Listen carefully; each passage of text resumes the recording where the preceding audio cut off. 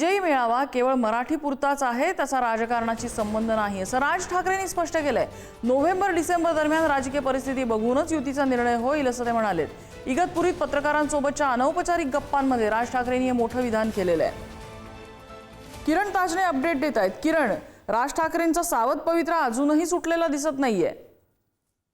अगदी खरं आहे। आपल्याला माहिती की गेल्या काही दिवसांपासून ठाकरे बंधूंच्या युतीच्या चर्चा सुरू आहे आणि अशातच मराठी अस्मितेचा मुद्दा ज्या वेळेला राज्याच्या राजकारणामध्ये सुरू झाला त्यावेळेपासून या संपूर्ण चर्चा सुरू होत्या आणि याबाबतचं एक महत्त्वाचं भाष्य राज ठाकरेंनी नाशिकमध्ये अनौपचारिक गप्पा करत असताना केलेलं आहे।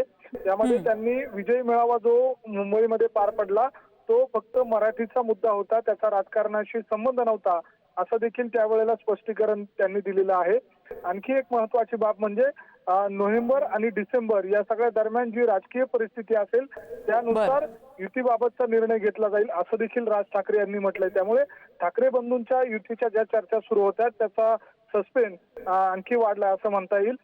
प्रामुख्याने जर बघितलं तर ठाकरेंच्या शिवसेनेकडून युतीबाबतची टाळी देण्यात आलेली आहे आणि असं सगळं असताना मनसेकडून सावध पवित्रा घेतला जातो। त्यामुळे येत्या काळामध्ये राजकीय परिस्थिती नेमकी काय असेल, राज ठाकरे काय भूमिका घेतात हे बघणं महत्त्वाचं असेल। अगदी किरण, धन्यवाद या सगळ्या माहितीबद्दल।